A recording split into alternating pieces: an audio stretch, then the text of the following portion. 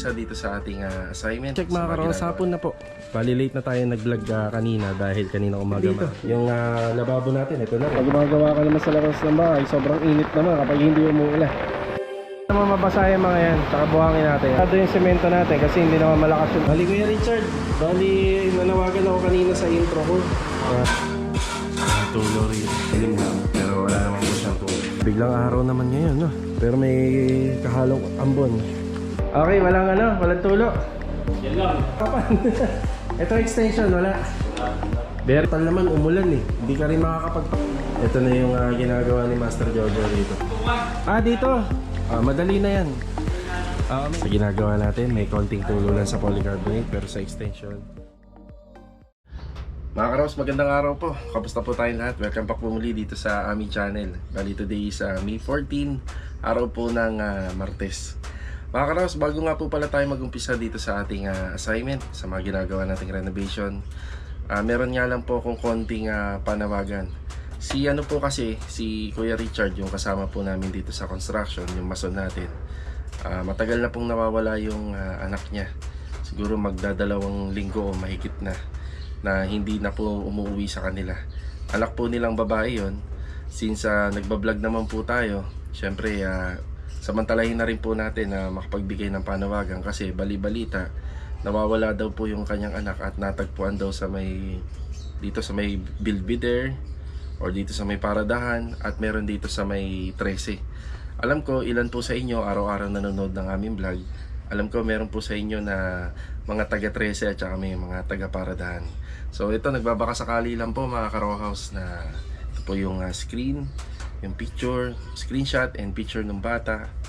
Kung sakali pong may makapansin, makakita, agad pong ipag-alam dito po sa dito sa contact number po na to. Yan, baka sakali makatulong. Ipagbigay alam lang po dito sa contact number po na to. Ayan, iwasan na lang po natin na manloko kasi dun sa mga post po nila, marami pong kumukontak sa kanila na iba-iba po yung mga sinasabi. So sana po makatulong. Naintindihan naman po natin yung kalagayan ni Kuya Richard ngayon kasi hirap po talaga siya magtrabaho. Yung isip niya lagi nandun po sa anak niya. Kahit sino naman po, naintindihan natin yun at nauunawaan natin. So ayun mga karo, sa mga nakakaunawa po, please na lang po, kung sakaling makita nyo, please text na lang po dito sa number na to para magkaroon din po sila ng idea kung saan po pupuntahan. Ipinagpaalam na po nila to sa pamunuan, barangay, pulis at saka sa munisipyo. Yan, humingi na rin sila ng tulong sa ibang nakakataas. Kaya sana kung sakali man makita nyo or may makapansin sa inyo, dito na lang po sa contact number. So paano ito mga karo, samahan nyo po muli kami ngayong araw po ng Martes. And enjoy watching po. Let's go! Ayan, tara! Okay, nasa biyahe na tayo mga ka-Row-House. Pagka ganito, may pakiramdam akong mahirap gumalaw, sinasama ko si Mrs. Yan, lagi ko siyang kasama. Sobrang init. Sobrang init kasi. So hindi natin masabi kung anong maaaring mangyari kapag nandito tayo sa biyahe, nasa daan. Yan, kaya may kasama tayo. Yun nga na, nakalimutan namin magbaon ng tubig. Siguro, bibili na lang po kami ng bottled water. Yan sa daan. Papunta tayo ng hardware ngayon. Bali nagpaputol na ako ng bakal, bali 3/4 by 3/4 at saka pipick up tayo ng gauge 16 na plain sheet. So ito nga po pala yung style ng gate na gagawin po namin. According naman kay client owner, kahit hindi gayang-gaya kasi iba yung sukat nito. So i-apply po natin to based on sa standard height ng mga renovation dito sa Lumina. 150 cm height lang po. Yan, punta muna tayo rito. After dito, sa phase 4 tayo. Yan, sa phase 4. Then update din tayo rito sa mga project natin dito sa phase 3. Yan, dadaanan din po natin yung binuhusan nating slab na nasa 25 square meter dito sa second project natin sa phase 3. Yan, ngayong taon 2024. So sa ngayon, dito muna tayo sa hardware. Yan, tara!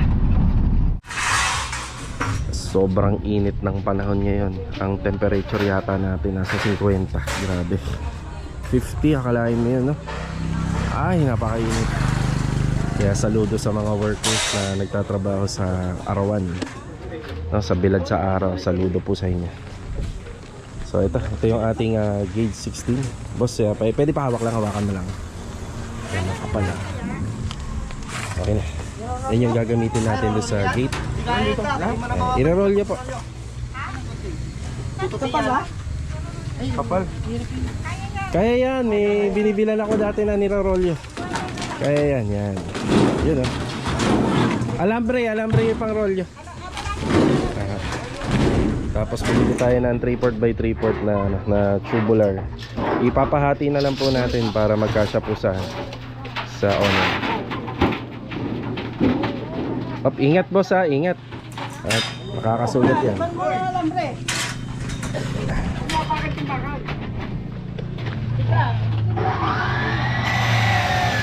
Okay, dito na tayo sa phase 4.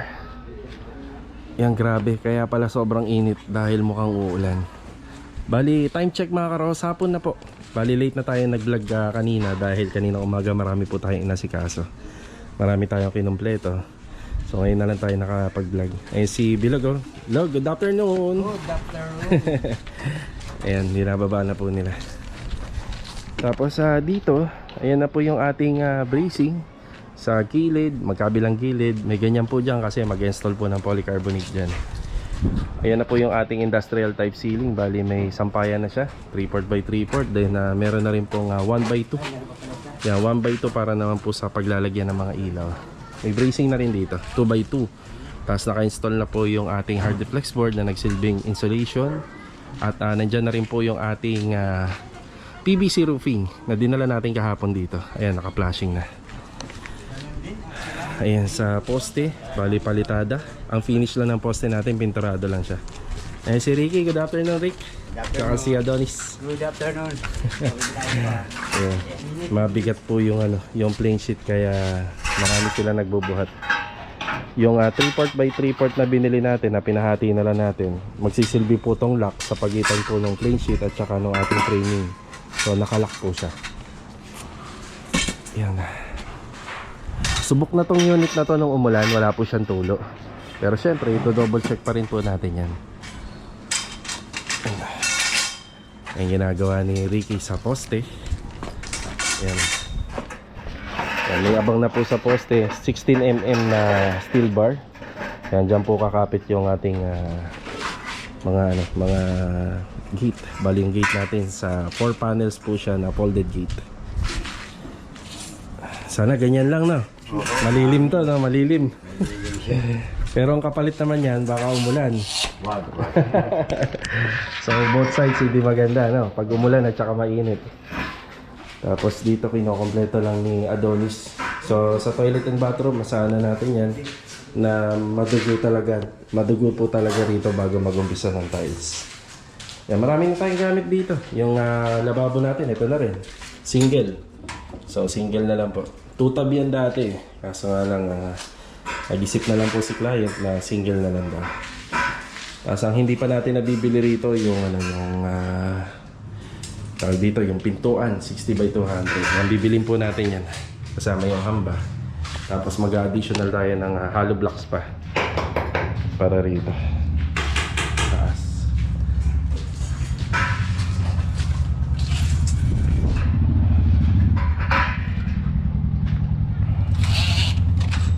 Yan, sa ngayon ito na po muna yung assignment natin dito. Pagpapatuloy lang po nila to.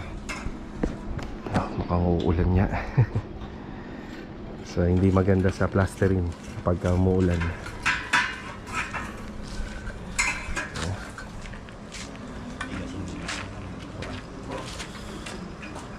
Ayan, umulan na. Hindi pa tayo nakakalayo ng lumina. Ayan, umulan. Nagko-cover si Mrs. ng panyo kasi yung anong tawag dito? Alimuong ba yan? Alimuong. Sa ulan, halos pareha lang. Mababasa ka sa ulan kapag gumagawa ka sa labas ng bahay. Pag gumagawa ka naman sa labas ng bahay, sobrang init naman kapag hindi umuulan. So wala kang pagpipilian. Ang mahalaga, may trabaho. Yun.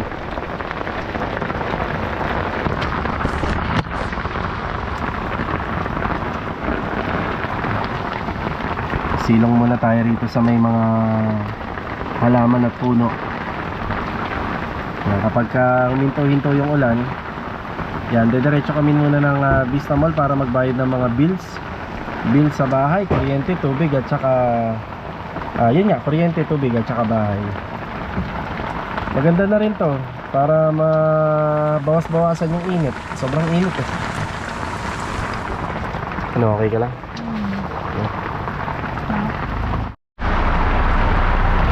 Grabe, ang lakas oh. Malakas yung ulan, grabe. Pipilitin na lang muna nating umuwi. Gawa ng nag-aalala ako doon sa e-bike ko. Mababasa po, nakalimutan ko siyang takpan. Uwi na lang muna tayo. Ayan na, umulan na ng malakas. Blessing. Kamusta naman po kaya ang mga bahay sa Lumina, yung mga bubong? Malalaman natin, yung mga gawa natin, dito masusubukan. Ha? Mga bata, oh. Ganito kayo mga bata.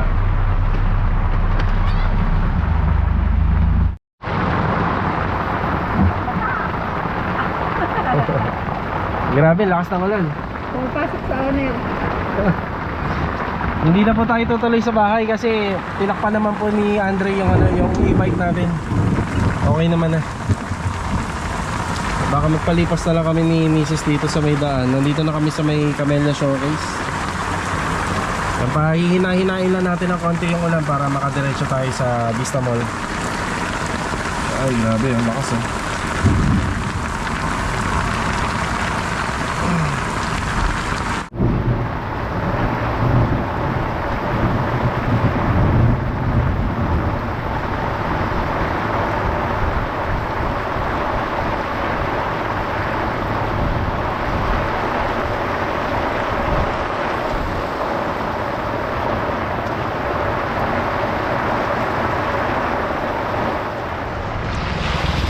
Sobrang lakas ng ulan. Yan, paano na yung mga project natin ito? Bali sa Metroville, okay lang naman yun kasi interior. At saka maganda daw, masusubukan yung gawa natin doon. Tapos dito sa Ay Jamil, interior lang naman din, kaya okay lang. Tsaka dun kay Kuya Boy, yung ginagawa dito nila Kuya Richard at saka ni Tamtam, yun ang apektado. At saka yung ginagawa nila Bilog, Adonis at saka ni Ricky dyan sa Phase 4 yung pinuntahan natin. Yan, nagpapatila na lang kami ni Mrs. dito. Ako nagpabasa na para kahit pa paano bawasan yung pakiramdam natin na mainit.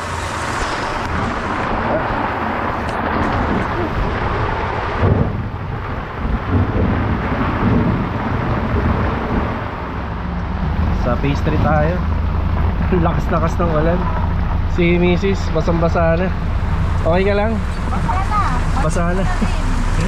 Kaya ako naligo na rin kasi basa na rin ako rito. Amoy kanal no. Yan, puntahan natin itong ginagawa ni Kuya Boy para makita ako rin kung may tulo o wala. Pero malamang mayroon to. Diyan ka muna ha. Okay, dito tayo. May polycarbonate naman dito, may buko. Gilid, okay lang naman mabasa yung mga yan. Tsaka buhangin natin yan. Okay lang yan. Ay si Kuya Boy oh. Ay sa gilid, may tulo na.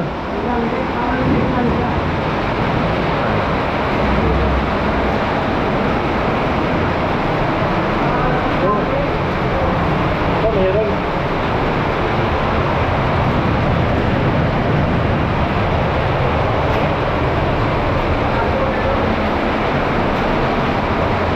Ay, dyan na, sa gilid, no?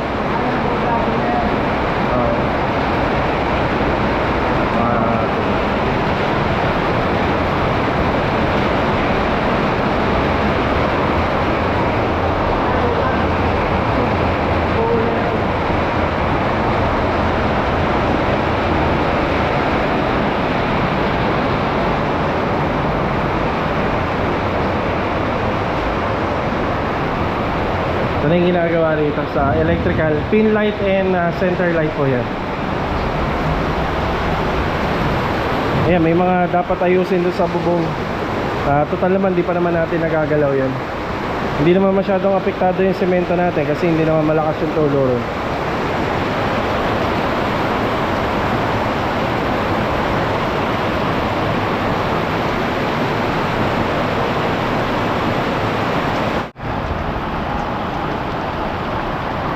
Dito tayo sa phase 3. Ang kagandahan dyan, yung slab, hindi na natin didilig-diligan kasi dyan pa lang po sa ulan. Trinabaho na ng ulan yung pagdidilig po dun sa, sa flooring ng slab sa taas. So nga lang, sa gawa naman po natin dito sa exterior, yan, yan mga antala. Ayan na po yung sa, sa hulma. Yan, bali may buhos na yung isang poste ron. Tapos itong isa, dalawa, tatlo, at saka yung pang-apat, yan na lang yung hinuhulmahan nila. Ito lang talaga yung kalaban sa construction, yung ganito. Ganun talaga, kailangan natin na magtiis. Ayun.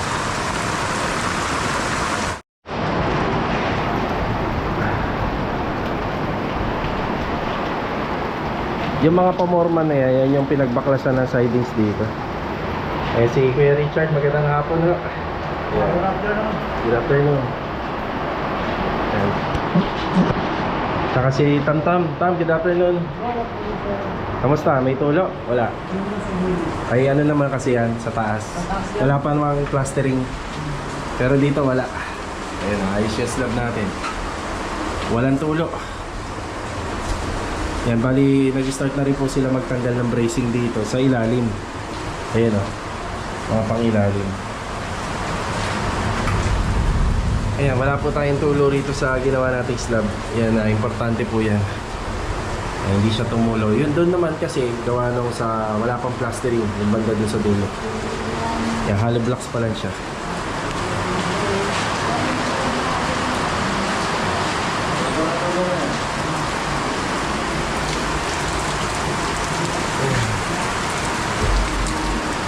Bali Kuya Richard, bali nanawagan ako kanina sa intro ko. Yung screenshot ng sa Facebook, yun na lang ang pinost ko. Baka may gusto kang sabihin. Kung sino man nakakapansin sa ako, pag-hold na lang po kung sino po makakita. Okay po. Lalo kasi kung nakakita, hindi naman yung nabot. So ayun si Kuya, pinipilit nila maging masaya. Para makapag-trabaho din ng maayos. So Kuya Richard, ito lang no, contact number at saka yung Facebook account. Yun na.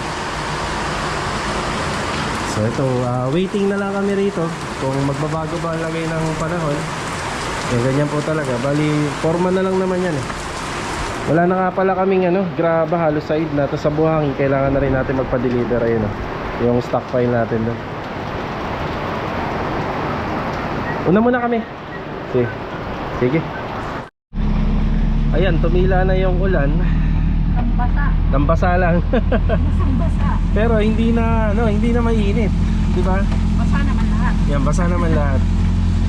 Bali ito mga karos, babalik ako sa phase 4. Yan, maghahatid tayo ng solvent pipe bago tayo pumunta ng Vista Mall. Dapat ngayon naka-schedule. Kukunin sana natin yung mga tiles at saka yung wall fluted panel doon sa binila natin na tile center kahapon. So baka hindi na tayo tumuloy. Baka bukas na lang pag sigurado mainit yung weather. Hindi pa rin po maganda yung ulap eh. Baka mamaya mag-ground ko pa yan. So diretso naman tayo ng Metrobel after natin pumunta ng Vista Mall para kamustahin po yung unit na ginagawa po natin doon. So doon natin matitest yung mga ginagawa natin bahay. Yan sa malakas na ulan talaga. Sa dulo. Oo, sige. Okay, bumalik tayo rito sa phase 4.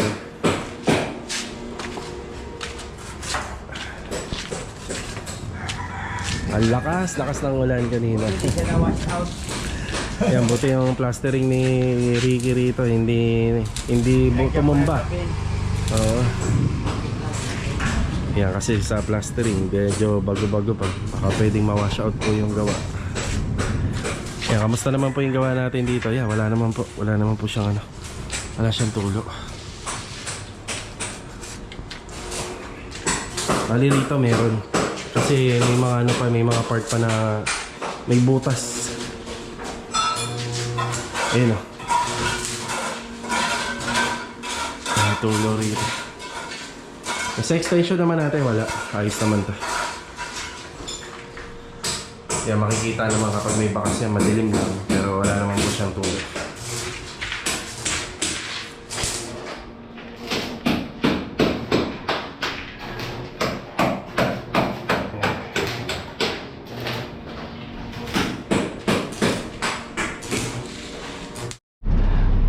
Ayan, mukhang araw pa oh.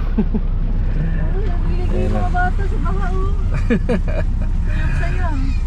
Naabangan na may dadaan kasi mag-i-splash yung Ah, yun ba? So, iyan na natin to. Ayan oh.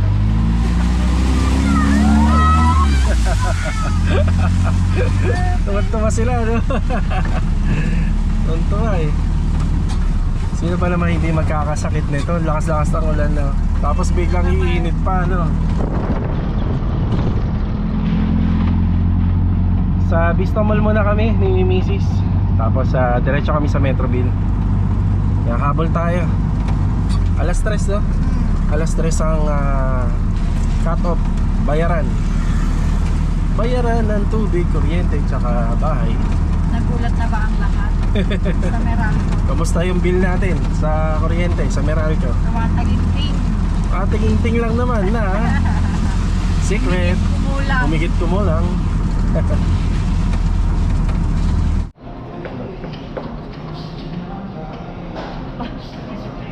Ayan na, biglang umaraw.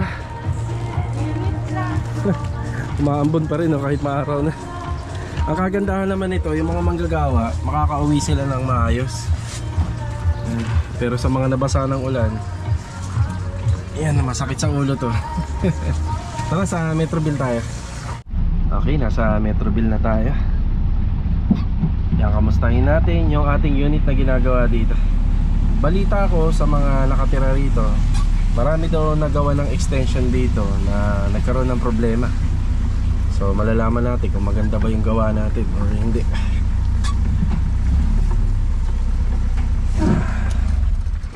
Mainit dito. Dito ka, tawid ka. Sige, pakidala. Yan, biglang araw naman ngayon, no? Pero may kahalong ambon. Yan, kakamustahin natin yung gawa natin. Kamusta? Okay, sir. Okay, walang tulo. Yan lang. Sa harapan. Binulit lang. Okay, dito at least dito sa harapan. Ito extension, wala. Very good, no? Very good. Oo nga, no? Yan, dito pa lang, malalaman na natin yan eh. Naka-open na po yan. Tsaka rito. Yan, tuyo. Yan, salamat naman sa mga kasama natin na gumawa ng pulido nito. Yan. Isa yan sa number 1 na kalaban talaga sa renovation. Kahit gaano kaganda yung gawa mo na bahay sa loob, kung may tulo, talagang hindi maganda tingnan. Okay, ito na yung ginagawa ni Louie. Kamustahin natin. Naka-install na to, eh? Or dyan pa lang? Ah, yan, dalawa na. 1, 2, 3. Pumapak. Oo, bawal tumapak dyan, ha? Bukas pa yan. Bukas pa matatapakan. Kasi gawa nila Master Jojo rito. Nakalimutan ko, kuya, total naman umulan eh. Hindi ka rin makakapagpahid. Oo. Dito ka na muna sa loob. Ito, okay na muna. Flat lang. Flat lang itong ginamit ko din. Okay, yung semi-gloss, panghuli na lang. Ito na yung ginagawa ni Master Jojo rito. Bali, black po yung ating floating shelves. Yung black.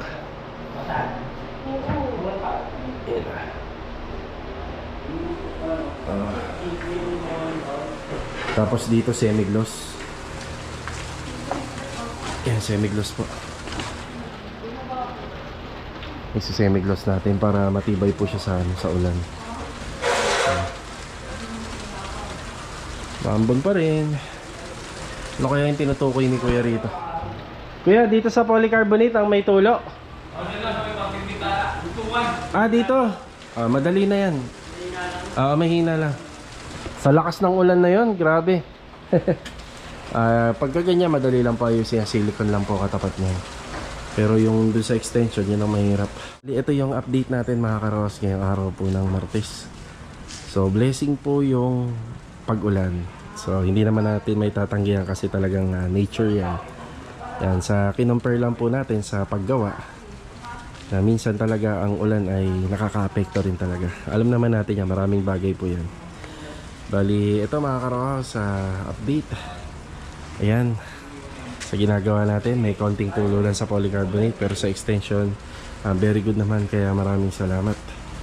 Tapos makikita nyo rito yung shelves nga po pala ng TV console. Pinapakulayan nila client ng black, kaya ito black na po ito.